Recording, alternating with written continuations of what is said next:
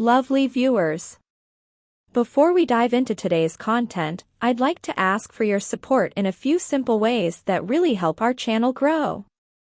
Please like, subscribe, and don't forget to click the notification bell icon to receive updates when we post new videos.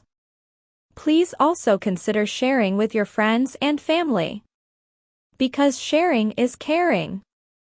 In this video, we'll cover the two primary methods for logging into SQL Server: Windows Authentication and SQL Authentication. We'll explain the differences between them and provide step-by-step instructions for each. For this tutorial, you must already have SQL Server and SQL Server Management Studio (SSMS) installed. If you are using mixed mode, you will also need to have your username and password ready. For more instructions on how to download and install SQL, please refer to my earlier video in the link description below. Before we dive in further, this video will teach on how to log in to the SQL Server only using SSMS. In SQL Server, there are two primary types of users: SQL login and database users. These two user types serve different purposes and have distinct characteristics. In this diagram, the background in purple is the SQL Server instance, the green background represents all SQL logins, and the background in blue represents database users inside each databases on the SQL.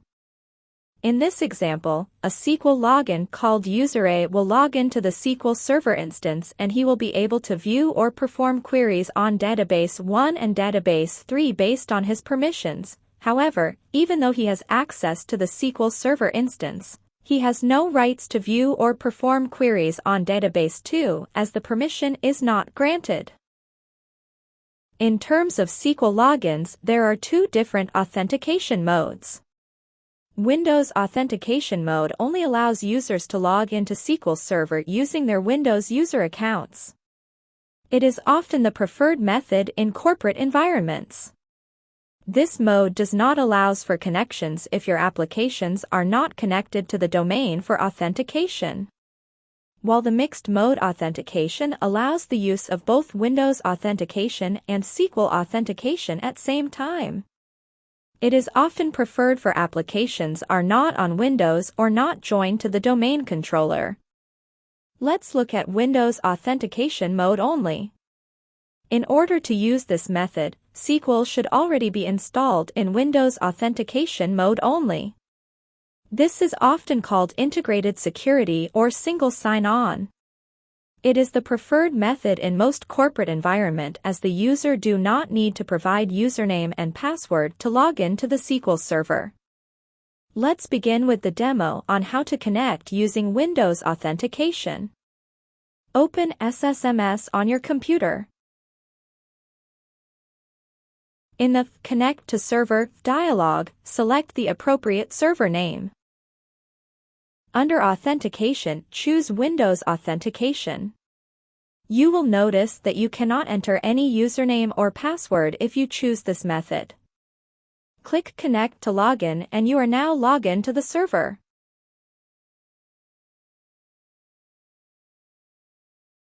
Let's look into the mixed mode authentication, as it both covers the Windows Authentication and SQL Authentication together. In order to use this mode, SQL should already be installed in mixed mode authentication instead of Windows Authentication only mode. SQL Authentication Mode is usually used in scenarios like applications connecting to the database is not in the same domain, or on a different platform, example on Unix, or for Internet applications connecting to the database. You will need to have username and password to log into the SQL Server instance. Let's begin with the demo on how to connect using SQL Authentication. Open SSMS on your computer. In the Connect to Server dialog, select the appropriate server name. Then choose SQL Server Authentication as the authentication method, enter username and password and click Connect to Login. You are now logged into the server.